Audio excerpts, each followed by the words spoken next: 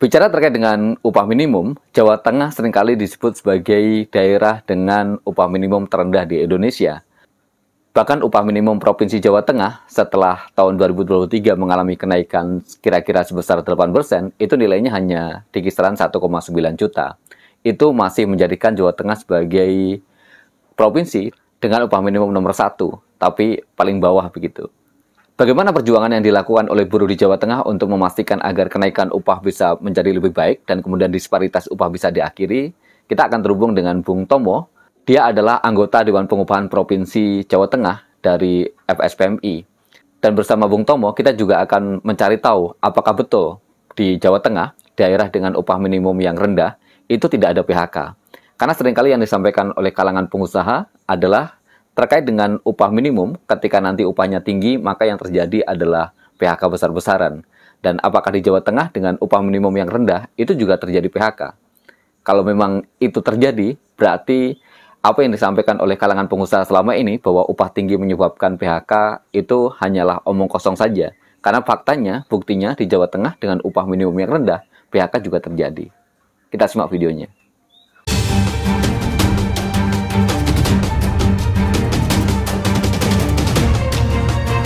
Mengenai UMP ini emang sebenarnya secara penetapan ataupun mengenai UMP ini juga kan sebenarnya nggak berlaku untuk Jawa Tengah gitu, beda dengan DKI gitu, karena Jawa Tengah hanya berlaku cuma 1 bulan gitu. Yang akhirnya saat penetapan UMK akhirnya UMP juga tidak begitu ada manfaatnya lah gitu. Tapi ada beberapa catatan dari teman-teman, karena UMP ini juga akan menjadi gambaran bagi bupati ataupun wali kota saat penetapan. Jika di UMP ini tidak keluar dari Permenaker yang seperti yang kita harapkan kenaikan 13%, bahkan ada beberapa unsur buruh yang lain menginginkan kenaikan hingga 29%, akhirnya akan terkendala juga gitu untuk penetapan upah minimum kabupaten kota juga gitu. Mengenai hasil dari ketetapan kemarin yang dikeluarkan oleh Pak Gub, yaitu hanya memaksimalkan rumusan yang ada di Permen sesuai dengan alfanya 0,30 tersebut, Bungkar.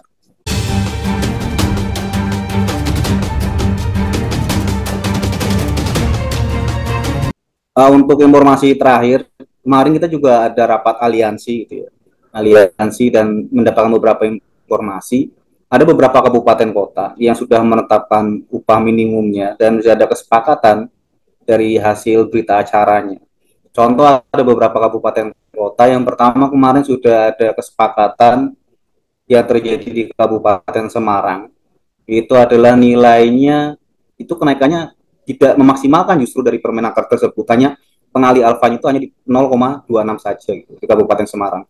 Yang jumlah kenaikannya itu kemarin sepakat di angka 2.400.000. Terus di Kota Semarang juga kemarin sudah ada rapat pleno, dan di berita acara tertuang memang dari unsur serikat pekerja meminta untuk kenaikan itu sebesar 29% karena hasil survei KHL plus penambahan inflasi dan pertumbuhan ekonomi itu sebesar 29% tersebut. Akan tetapi di rapat pleno lagi-lagi ya seperti tadi yang saya bicarakan, bahwasanya UMP itu adalah gambaran, nanti akan seperti apa ya, menetap apa ya, dipakai juga gitu maksudnya di UMK, sehingga berita acara kemarin yang di rapat pleno kota juga memaksimalkan angka dari rumusan formula yang ada di permen terbaru sekarang.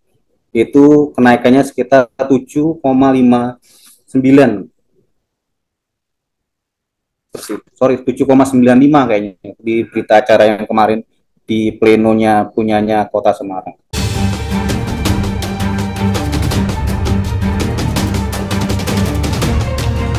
Ya betul, dari teman-teman Kota Semarang bersama aliansi ada teman-teman juga KSPN, ada teman-teman Kautindo, itu juga melakukan survei yang angkanya itu total dari plus tadi inflasi plus pertumbuhan ekonomi itu di angka 3.600.000 seperti itu secara nominalnya. Secara persentasenya di angka 29% seperti itu.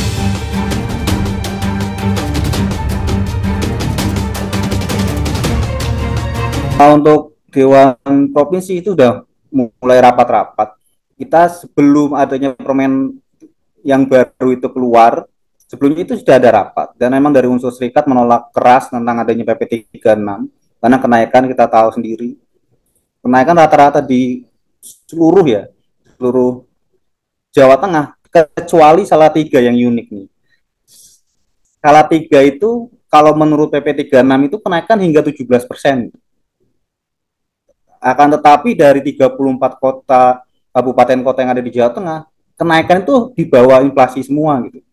Jadi rapat pertama kali pleno di bulan, kalau nggak salah itu di bulan Oktober ya, September Oktober itu dari unsur serikat menolak keras adanya penetapan menggunakan PP 36.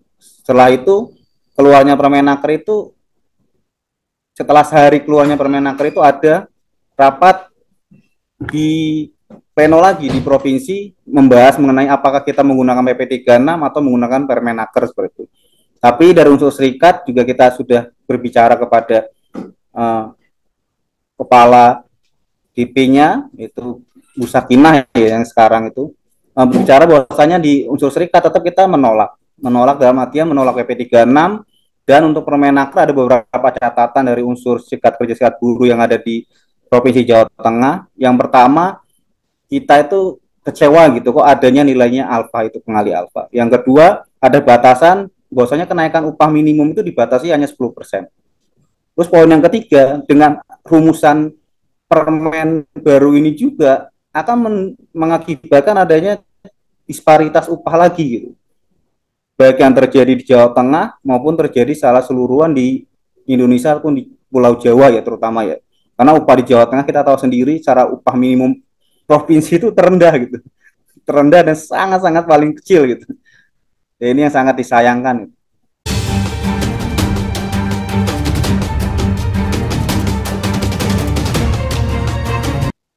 Dari hasil kemarin kita pertemuan dengan aliansi. Kebetulan aliansi itu juga ada di beberapa daerah, ada dari teman-teman Klaten, dari teman-teman Boyolali, dari teman-teman Grobogan, terus juga dari teman-teman daerah-daerah yang lain di Jawa Tengah. Pada intinya teman-teman resah gitu, adanya PP 36 dan juga ketidakpuasan teman-teman lahirnya Permenaker yang baru ini karena tadi upah di Jawa Tengah itu sebenarnya masih di bawah KHL gitu, komponen hidup layak. Sedangkan kita sudah hampir 5 tahun lebih tidak melakukan survei KHL gitu, secara pleno gitu, Dewan Pengupahan.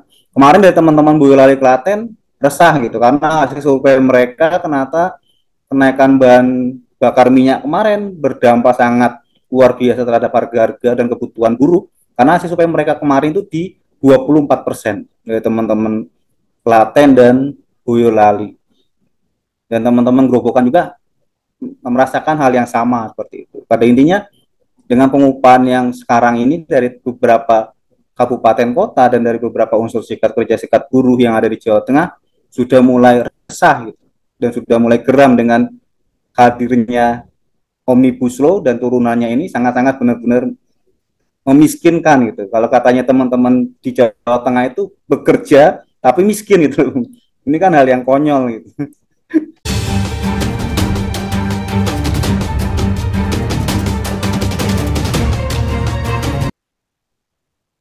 Terjadi, faktanya memang terjadi. Ternyata di upah rendah pun ternyata mereka pada gulung tikar gitu. Karena faktor utama itu sebenarnya bukan upah. Lagi-lagi itu hanya sebuah apa ya? Pemerintah sekarang dan pengusaha itu sukanya menakut-nakuti anak kecil, menakut-nakuti buruh dengan isu-isu yang sebenarnya nggak masuk akal. Ternyata dengan upah murah, upah rendah, ada beberapa kawasan yang juga perusahaan-perusahaan juga itu menutup perusahaannya gitu. Sebenarnya baik lagi bukan permasalahan karena upah yang rendah, karena kurangnya pengelolaan mungkin ya di perusahaan itu sehingga dia tidak bisa bersaing di dunia industri.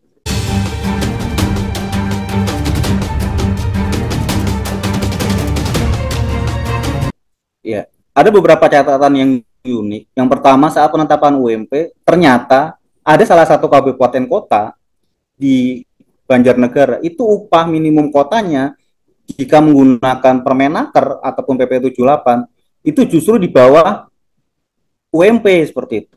Ada kendala permasalahan yang pertama itu. Yang kedua, di Salatiga terutama yang seperti saya jelaskan tadi, mereka posisinya juga masih bingung gitu. Bingung dalam artian kalau posisinya di Salatiga kan jika menggunakan PP 78 dia naik 17%, kalau menggunakan Permenaker dia hanya naik 7% gitu. Jadi ini masih ada dilema contohnya. Tapi dengan aliansi kemarin sudah rapat dan sudah konsolidasi bersama. Yang pertama kita meminta bahwasanya dari Pak Gub, yang pertama meminta bahwasanya jika ada rekomendasi dari bupati ataupun wali kota yang keluar dari rumusan dan memaksimalkan dari Permenaker atau keluar dari Permenaker, itu tetap diakomodir dalam SK Gubernur.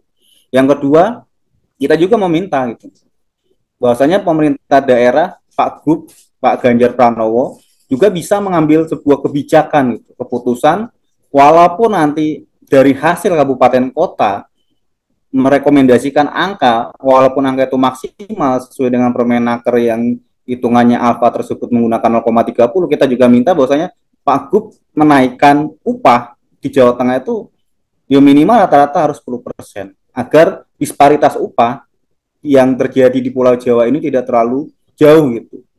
Yang ketiga, kita meminta juga ke Pak Gub ada terobosan-terobosan mengenai pengupahan, yaitu terutama upah minimum bagi pekerja yang masa kerjanya sudah lebih dari 1 tahun. Ini juga menjadi permasalahan di kita gitu. Karena di Jawa Tengah ini ternyata rata-rata perusahaan itu tidak mematuhi tentang struktur dan skala upah. Harapannya nanti Pak Gub mengeluarkan SK Gubernur mengenai struktur skala upah agar teman-teman yang di atas 1 tahun tersebut terakomodir gitu untuk kebutuhan hidupnya. Karena upah Jawa Tengah ini memang sangat-sangat minim. Rencana dari kita, baik dari FSPMI, KSPI, dan juga bersama aliansi, kita akan turun aksi insya Allah di tanggal 6-7-nya. Dan kita juga akan mengawal rekomendasi dari kabupaten kota, 35 kabupaten kota, ke dinas provinsi, bahkan sampai ke Pak Gub gitu. Karena yang terjadi tahun sebelumnya, ada beberapa kota yang merekomendasikan di luar PP 36 belum ke mejanya Pak Gub, baru masuk ke dinas provinsi, ternyata rekomendasi itu dikembalikan lagi ke daerah masing-masing agar rekomendasi itu kembali ke PP 36.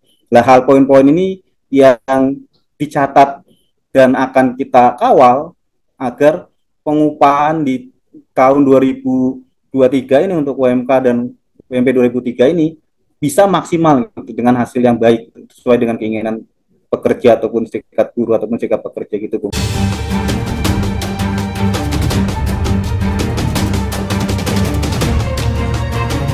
Ya, hal lain yang ya inilah maksudnya dalam artian upah murah yang selalu diisukan apa ya, yang akan menarik investor dan lain, ternyata ini bukanlah hal yang baik juga gitu.